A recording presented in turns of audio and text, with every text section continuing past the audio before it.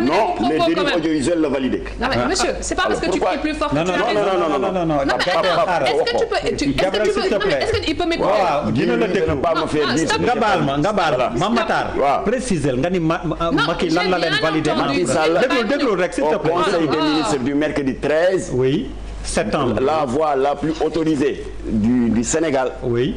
moo duut baaraam CNRA ministre de la culture. Oui, sur d'autres pour combats. déplorer le contenu audiovisuel et cinématographique. Exactement. loolu leer na voilà donc pas mélanger les choses. on ne parlait pas d'avortement. Il y a pas de mélange hein. Exactement. soo dégloo sama propos bi ba ma yegg il y a pas besoin de crier plus fort c'est pas parce que tu cries plus fort que tu as raison.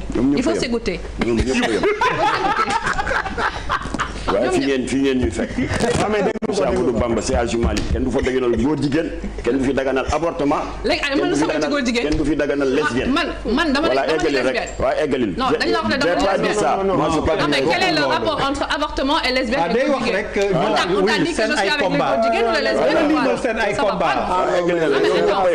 Elles sont toutes pareilles. Tu vois, elles sont toutes pareilles. C'est pas ce délire là. Non mais c'est pas ce délire, sois un respectueux. Voilà. Mais ne me dis pas que j'ai dit à Macky Sall qu'il a tu délires. Je suis désolée. Tu délires. Voilà. Oui, on la laisse continuer. Non mais attends, je vais pas continuer sur des délires. On parle d'un sujet. On parle d'un sujet d'avortement. Bu ko yóbbu ci lesbienne. Non, le sujet de lesbienne et de tout ça là, ça n'a rien à faire dans le sujet. Quand on vient pour débattre, on s'écoute. Mais Gabriel, on n'est pas capable de s'écouter, c'est pas la peine. waxu ko pour yow. Non mais ñoom ñëpp a yem non ça je n'aime pas déedéet du ngeen fi toog yéen ñëpp woon ma mu toog fi naan ma yéen ñëpp a yem.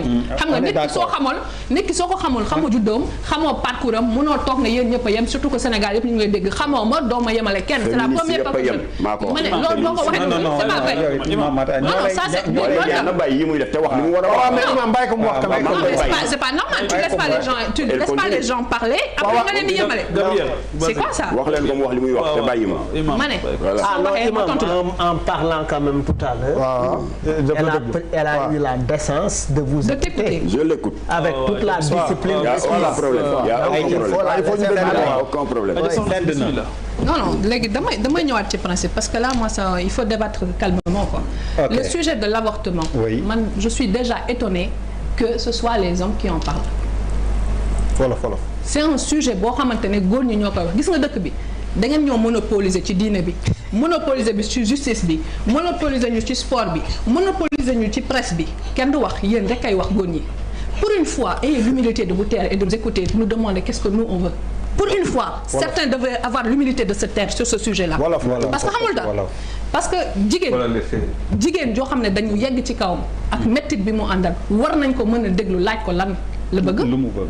mën nañ ko laaj l'avortement du confort benn jigéen du dem di yàq biiram par confort benn jigéen du ko def ànd ceeg mbégte te technique yi muy wax pour émouvoir les gens kii yeeg yooyu yëpp mais ça ne se fait plus c'est révolu le monde a évolué tey tu avales une pilule ça se fait xam nga ñan ñooy payer les pots cassés ce sont les filles des pauvres fii bu dee ki la biiral dafa am xaalis tu payes 200 000 300 000 à Dakar tu as un avortement en bonne et due forme waa ji dagal la billet nga dem étranger nga dem avorter. xam nga ñan ñoo amul li nga xamante ne mooy avortement ñan ñoo ci amul accès c'est les filles qui sont pauvres dans les quartiers ñooñu ñoo amul lool ñooñu yi nga xam ne dañuy yegg seen kaw tooñ leen imposer leen ko.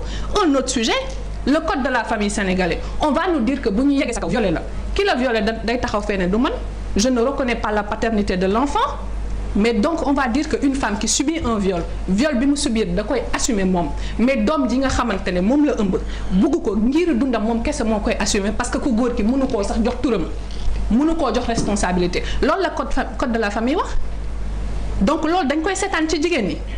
su ma ñëwaatee ne moom dafa ne sànq ils ont été validés en conseil des ministres di ko bàkkoo xam nga la man je suis bien heureuse que le président fasse en conseil des ministres des validations de ceci ou de cela sur des séries télévisées.